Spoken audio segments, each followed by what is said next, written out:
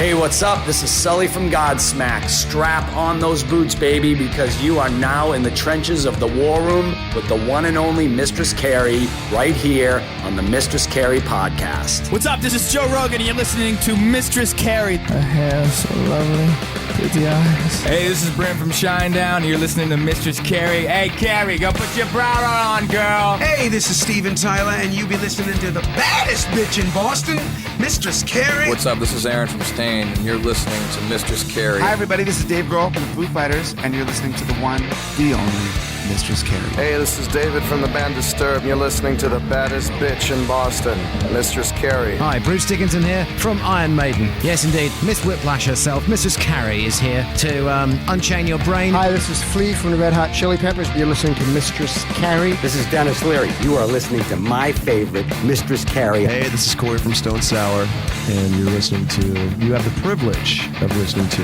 Mistress Carrie. Oh, God. Oh, yeah.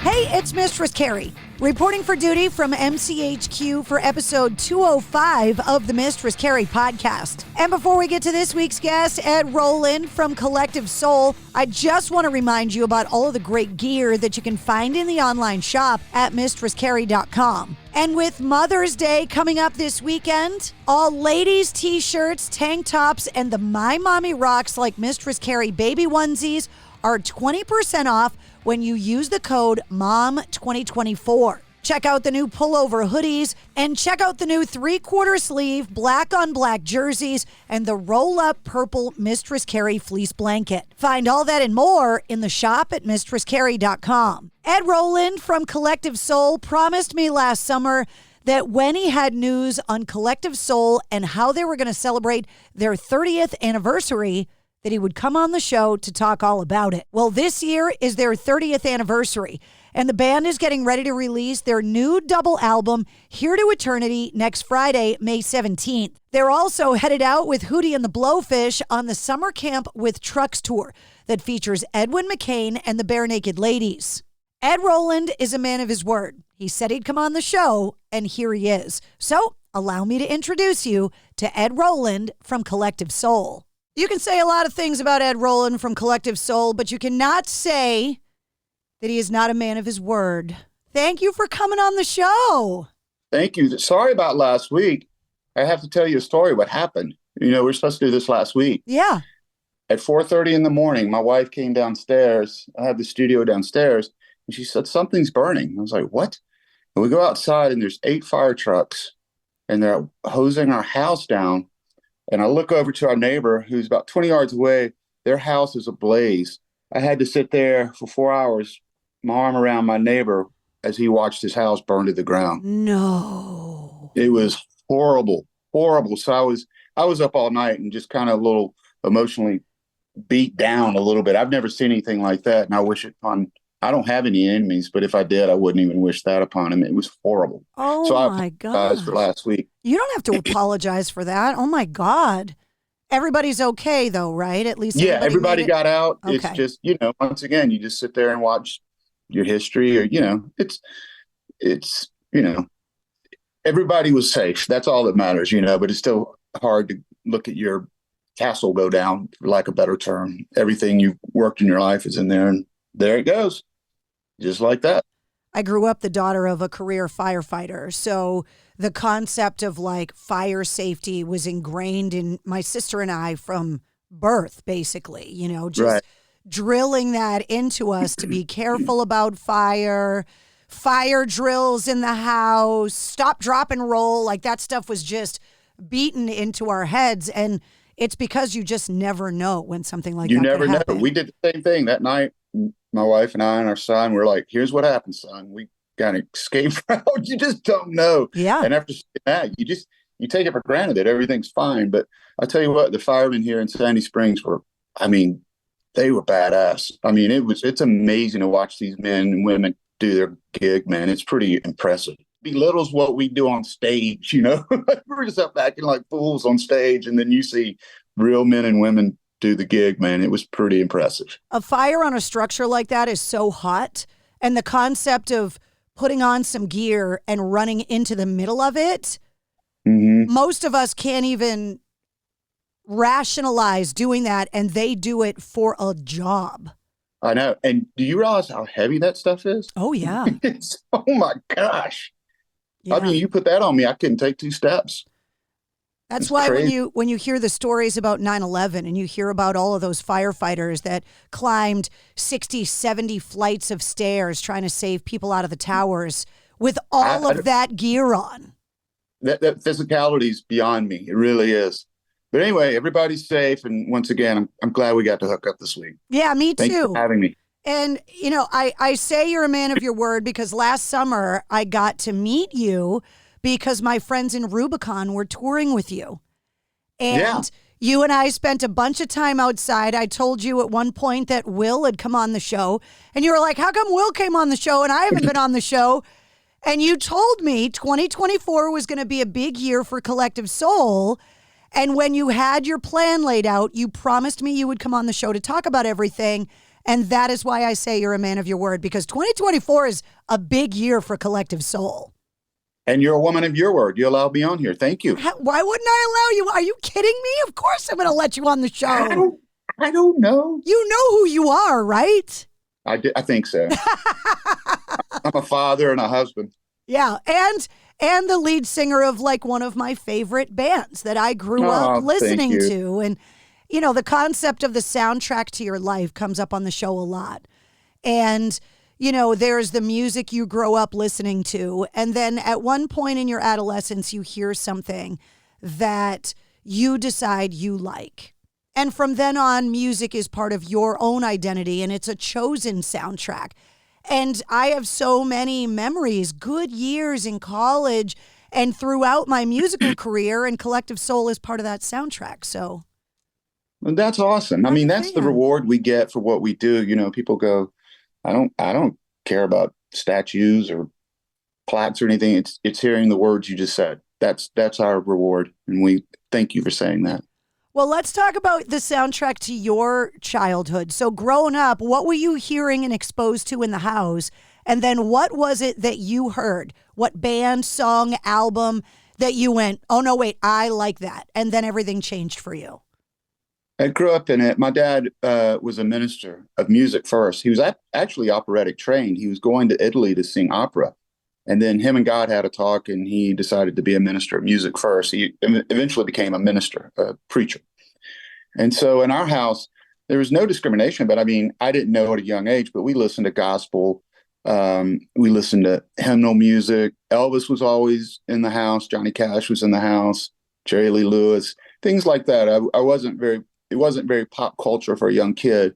But then at 14 or 12, I can't remember, I think 12, I'd saved up enough, and I remember going, it used to be called Richway, and they had a band, and it had Olivia Newton-John, John Denver, and Elton John's greatest hits. And I was like, and I just wanted to buy music. So I bought my first album was Elton John's greatest hits because he looked so cool. I knew nothing about his music, nothing about John Denver or Olivia Newton-John, which, by the way, all three would have been a great start.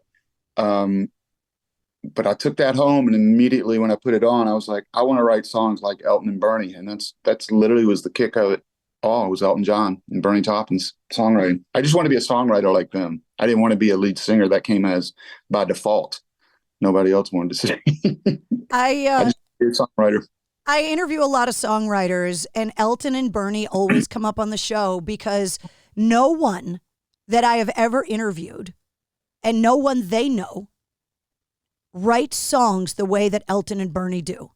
For some reason, that combination and the way they work, nobody else has been able to do it.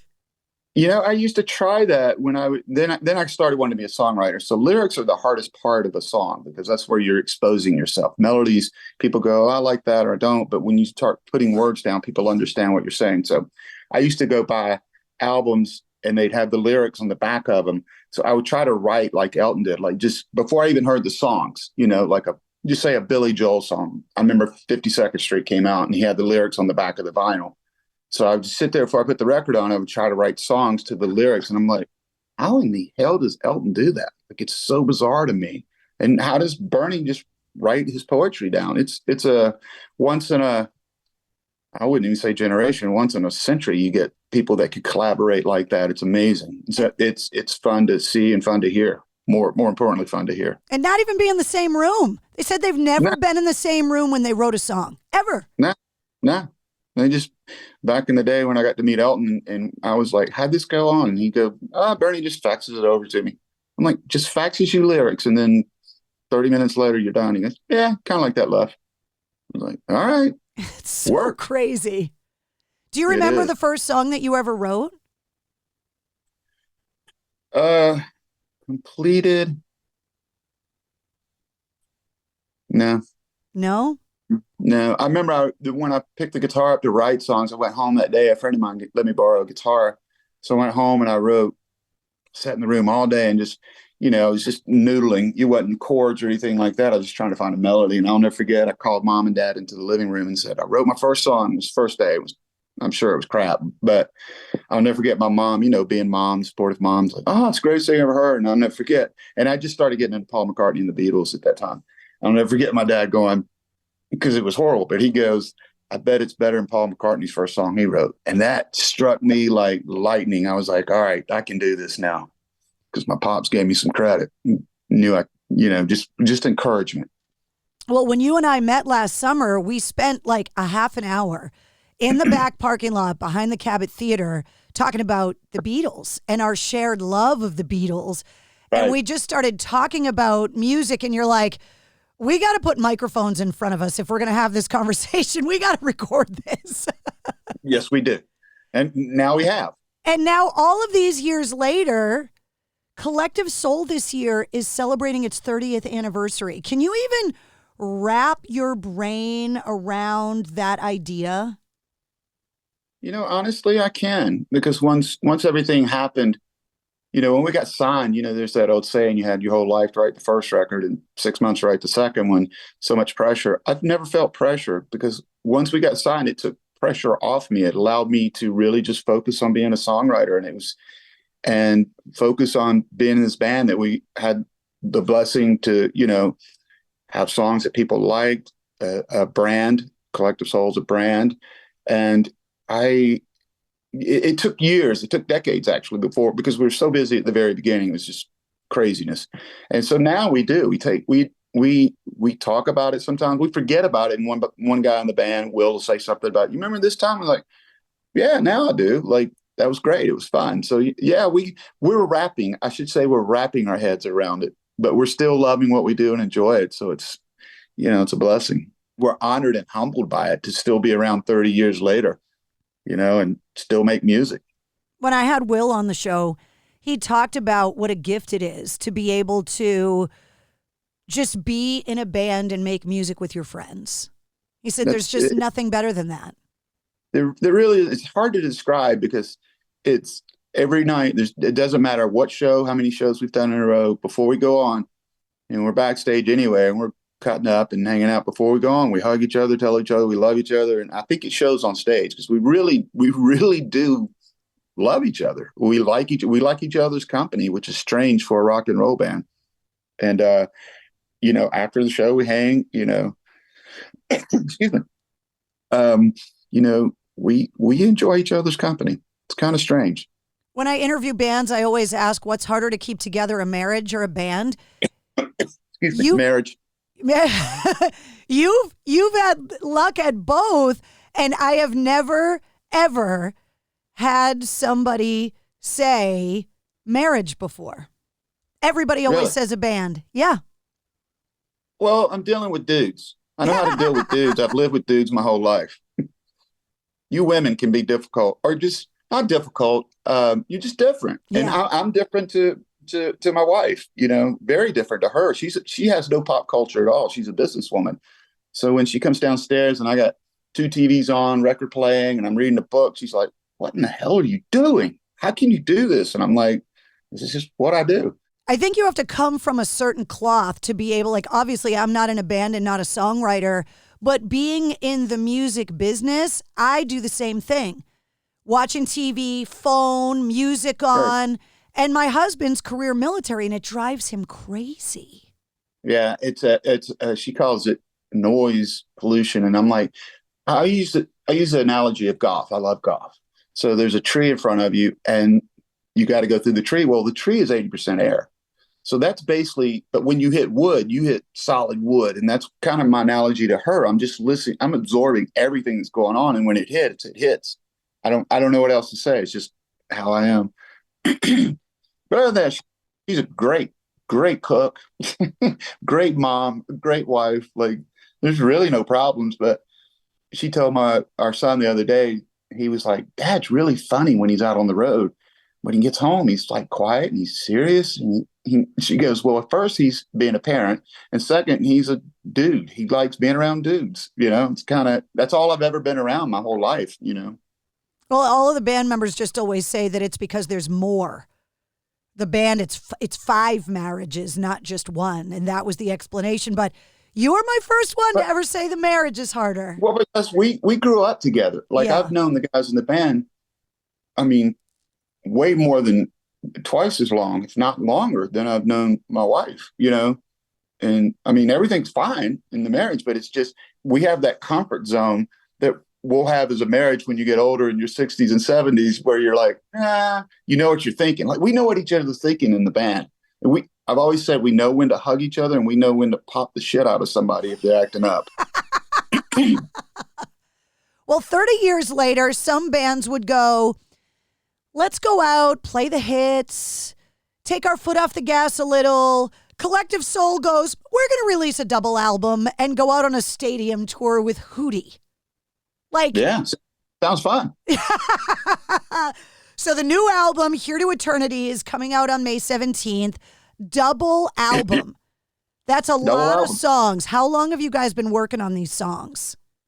We started last January. I'd met the people that owned Elvis Presley's estate in Palm Springs. He owned 2 homes when he passed. Of course, everybody knows Graceland, but he had a home that was basically when he died in 1990, when was it, 77. Priscilla didn't want anything to do with it. Lisa Marie didn't. So it was just left there. I mean, they took the furniture out and nothing had been done to it.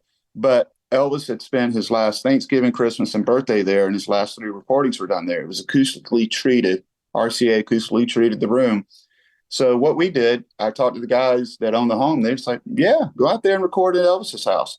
So we went out there and set up a studio, put furniture in there. I'm the only man that's ever slept in Elvis's bedroom. And it was kind of cool. Lived in Elvis's house, set the control room up in Lisa Marie's room. And I came in with 10 songs. And we started January 2nd. In 4 days, they recorded the song. We record live as a band. We set Johnny up, our drummer, and we horseshoe around him.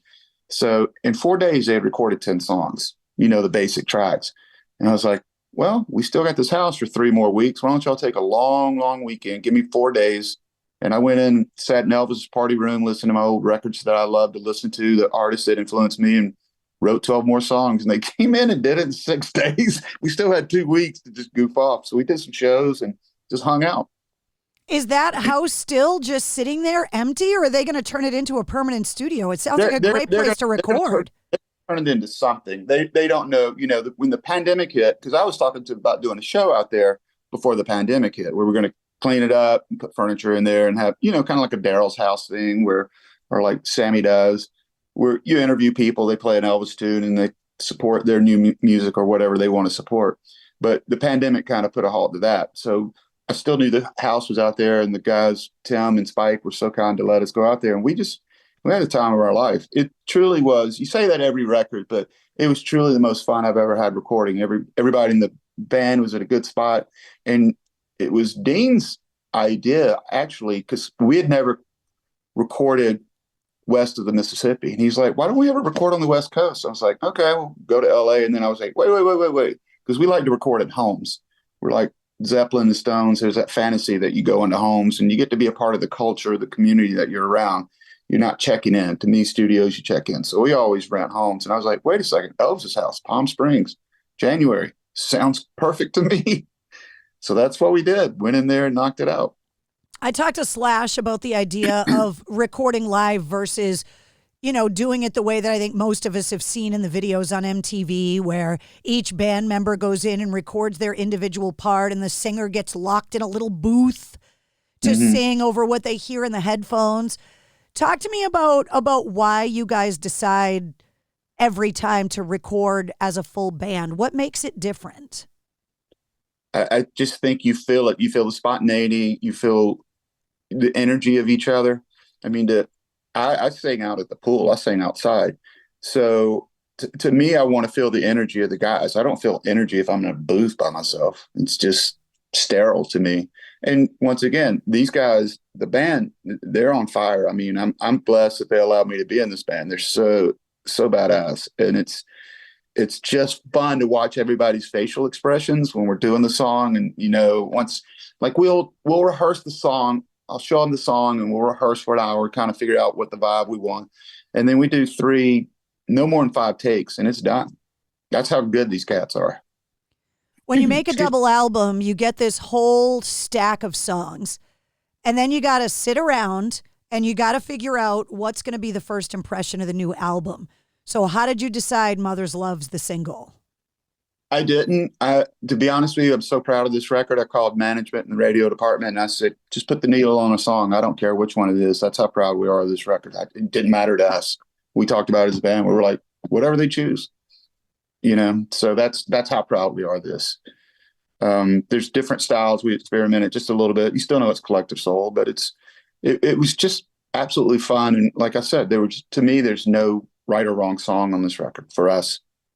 And that's how you should believe as a band, because if you don't believe that, you can't expect the audience to believe it either. So that's how we go about it. When bands get put on these massive, multi-band ticket summer shows, I've heard bands call it summer camp. So for Hootie and the Blowfish to call this big tour summer camp with trucks, you're going to be in the Northeast 3 times around me. You're going to be at the Bank of New Hampshire Pavilion on June 13th, the Maine Savings Amphitheater on June 14th, and Fenway Park on June 21st. Have you ever been to Fenway? Oh, yeah. I went to college in Boston. I went to Berkeley, and I went up there. I took my oldest son up there one time and got the special tour. It was fun. Got to go back behind the scoreboard and everything. I used to go see shows, ball games there all the time when I was in college, years and years ago, back in Jim Rice days. How did I not know you went to Berkeley? I mean, I didn't go there long. Johnny Rav our drummer has 2 degrees from Berkeley. So, Boston was very spiritual to me. I learned so much, not musically, more about life, because I was 18 years old and left a small town in Georgia. And all of a sudden, I wasn't the preacher's kid anymore. I was an urban town, big town. It was great. Boston's a big town, but it's also very small and kind of tribal, and is a very weird city because we love what we love. And if you love Boston, then we love you. And so even though you're not from there and you were only there a short time, you still are kind of still in the club, though, because you love the city. So we love you.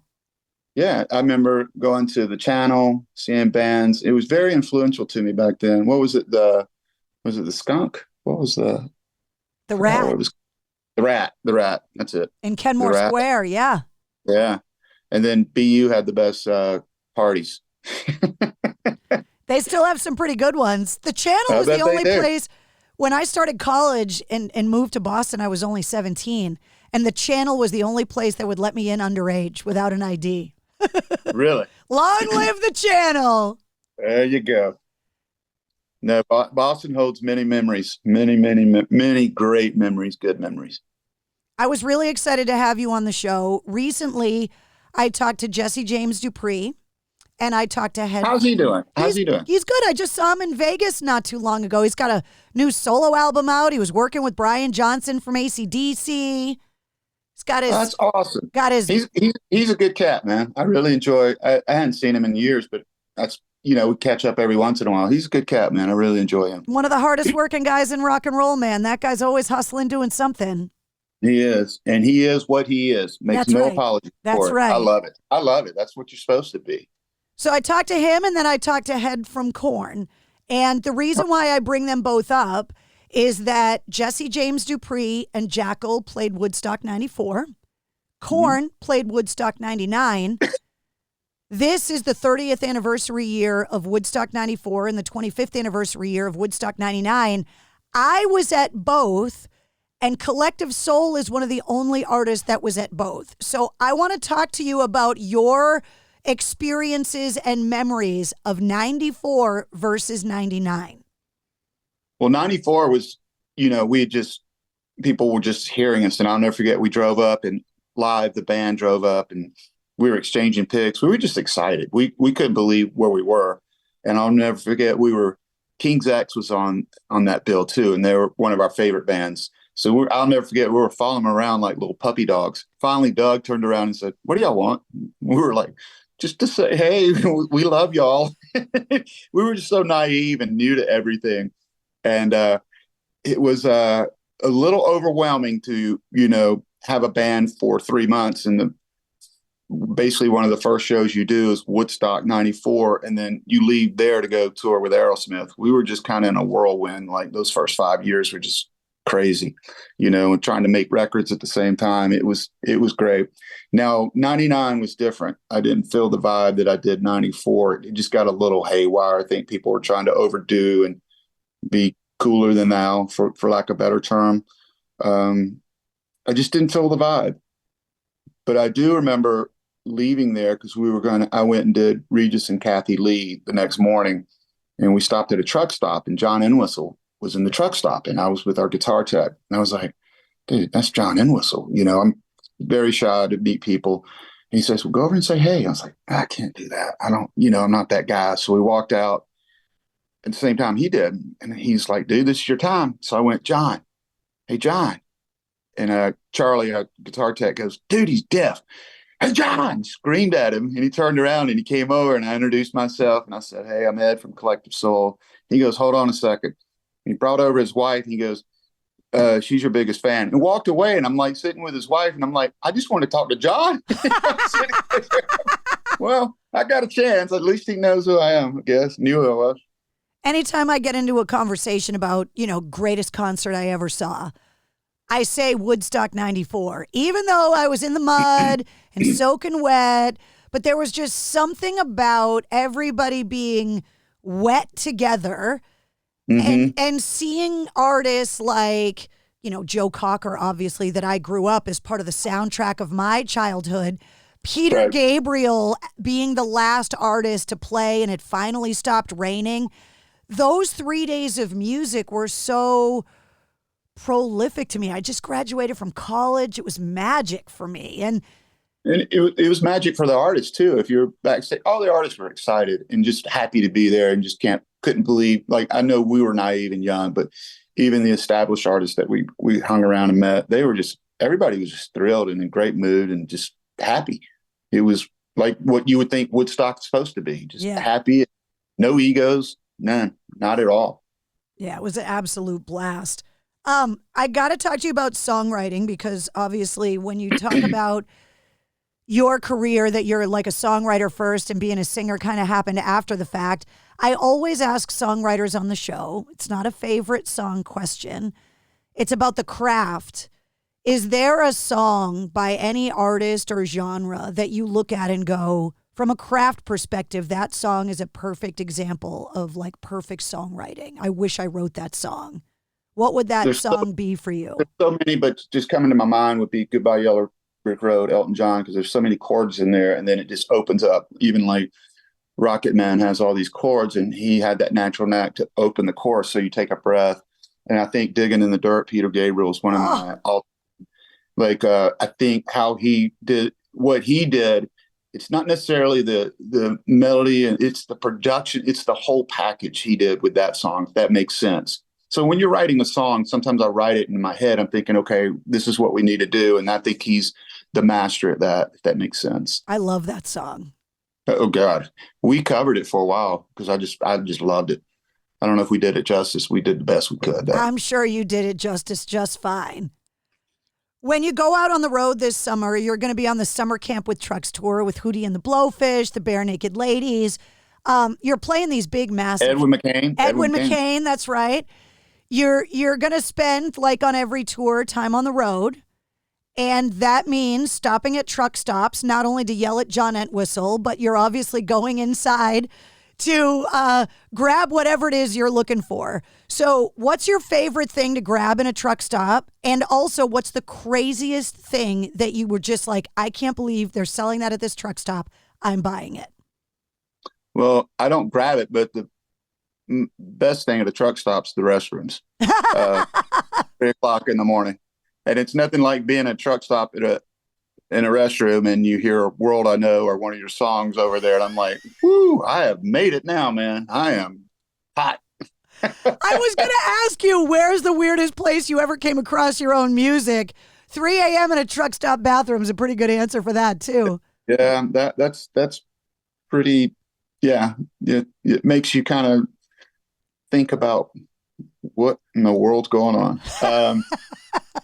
We got in this habit where we would buy all stuffed animals we could in truck stops. My brother started it. And so everybody started, literally by the end of the tour, our front lounge is full of dolls or, stuff. And so at the last show, we call the Children's Hospital and they come out and we get to, it's just fun for us to do. And then at the end of the tour, we give it to the Children's Hospital so kids can have all these stuffed animals and stuff. I didn't know you guys did that. That's very cool. Well, it's kind of fun for us because, you find some crazy stuffed animals in there and just fun stuff. I'm trying to think the weirdest thing. There's nothing really weird. It's like Walmart in there now. They're so expansive and anything you want's in there. I try not to eat the food there, but, it's late night. I don't know. I can't think of anything weird. It's like going to Walmart. I'm sure there's something weird in there, but we usually go in there and see who can buy the coolest stuffed animal. Justin Chancellor from Tool reigned supreme with the answer to that question because he and his wife bought a full suit of armor. Yeah, I've seen that. Deer heads. I bought a deer head for Johnny once. Mounted deer head. I don't know. Just like I said, it's like just a Walmart to me. When you're out on these big tours, there's also the pressure that's added on the lead singer to protect your voice. And as somebody that uses my voice for my job as well, not singing, obviously, because anybody that's ever heard me sing Happy Birthday knows why. But do you do anything specific, especially 30 years later, to protect your voice now? No, I just warm up.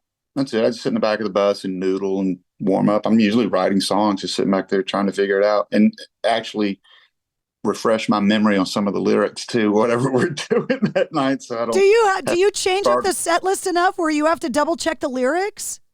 Yes. And sometimes you get so placent with, songs that you sang 5,000 times, like World I Know or Shine. Sometimes you just blank. You're like, you just forget because we're constantly writing. You have to remember this is our 12th release and we have another record coming out in Thanksgiving.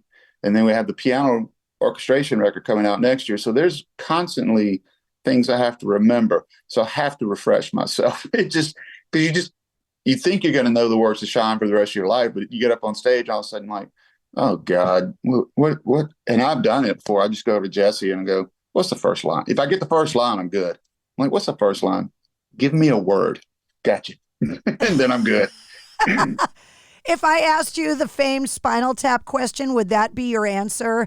With Spinal Tap getting a new movie 40 years later, every touring rock band, there's a Spinal Tap reference or whatever. Would that be your Spinal Tap answer of like the craziest bad thing that's happened to you on stage is forgetting the lyrics to your own songs? For me, it is. I mean, there's technical difficulties that go on sometimes. And, but that's just part of a live rock and roll show. We don't use tapes. We're a real band. You get what we're going to give you. And that's the best we can do that night. Yeah, basically the guys are tight and everything. It's literally me just growing old, I guess you could say. One of the things I love about Collective Soul, and it brings me to last summer when I met you, is that you guys bring new bands out on the road with you. As a band that's been around for 30 years, it would be very easy for you to bring some of your old friends with you that you've known forever, but giving newer bands like my friends in Rubicon the shot to open up for you guys. Talk to me about this generation's rock bands, because as you know, rock is dead and has been dead for decades, of course, according to, the magazines. I don't believe that. And that's one of the reasons we want the young blood out there, because it inspires us also. To be honest with you, selfishly, we see these young bands, these young kids, and we're like, whoo, we better step it up a little bit. And it's fun for us because it inspires us. And it's a way to give back. And I tell all those young bands, to those cats, Rubicon, that, one day you're going to hopefully be in the position we're in. Always give back. Just give it back. Keep it rolling. It's just part of what we're supposed to do, I think. Before I let you go, I got to ask you the Geezer question. So I talked to Geezer Butler a while back. He told me that he and Gloria have 13 cats and 5 dogs. And when I asked him how he comes up with names for all of those and keeps track of them all, he told me that they name them all after gangster rappers. After I picked myself up off the floor laughing, I now ask every artist that comes on the show what they have for pets and what they named them and how they came up with the names, but I blame Geezer Butler. It's not something I ever would have asked before, but now it has been dubbed the Geezer question. All right, so we have a golden doodle, and I surprised my wife. Our past dog was a rescue, and he passed, so I waited a year or two. I think I waited a year and a half, but we had a young child at the time. He was like 2, and I was like, I want a dog in the house for our child. So I surprised her, and I put on his birth certificate Dooley, which was Coach Dooley. We're big Georgia Bulldog fans, so Coach Dooley was the coach of Georgia back in the heyday with Herschel Walker.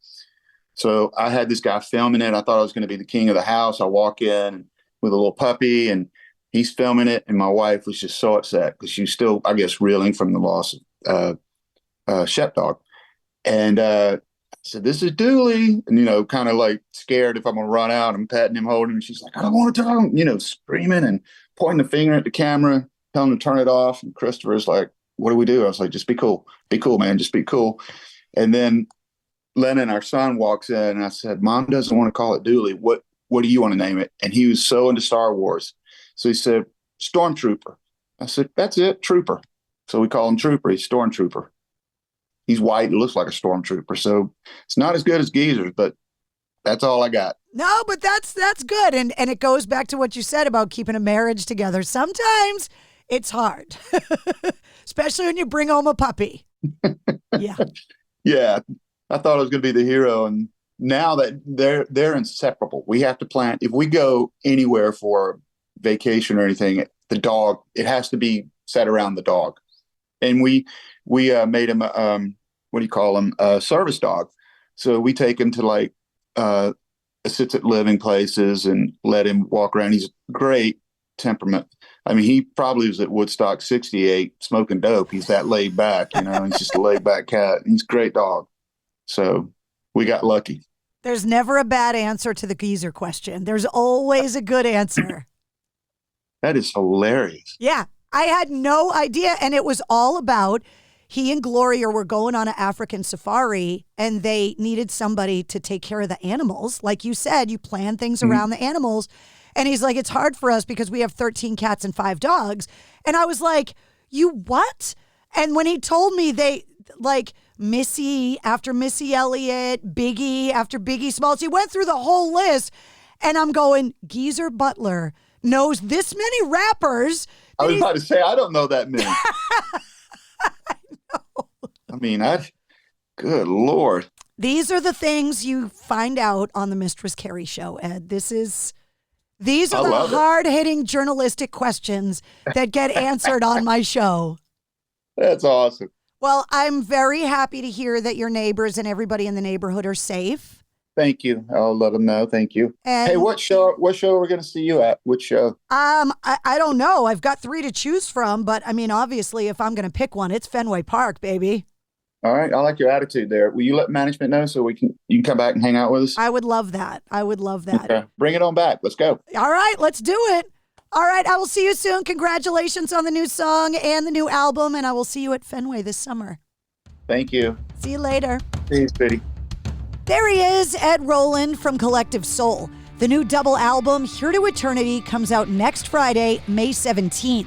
And there are 3 stops in New England on the Summer Camp with Trucks tour. June 13th at the Bank of New Hampshire Pavilion in Guilford, New Hampshire. June 14th at the Maine Savings Amphitheater in Bangor, Maine. And on June 21st at Fenway Park. Check the links in the show notes of this episode to get your tickets. While you're there, you'll find the link to Will Turpin from Collective Soul and his appearance on episode 132 of the Mistress Carrie podcast. And you'll find the link to this episode's corresponding playlist.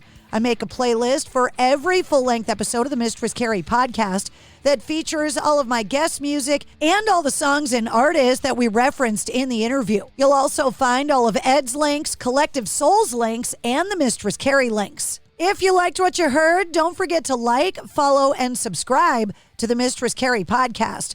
New full-length episodes come out every Wednesday, and every weekday you get the sit rep. The Situation Report gives you all your rock news, music headlines, and entertainment updates in about 5 minutes. And you never know when we're going to release a bonus episode. Join me live every Tuesday night at 8:30 Eastern on my official Facebook page, Instagram, YouTube, and Twitch for my weekly video show, Cocktails in the War Room. And you can always find me on the radio. Get the details on all that and more at MistressCarrie.com. The Mistress Carrie podcast, a proud member of the Pantheon Podcast Network.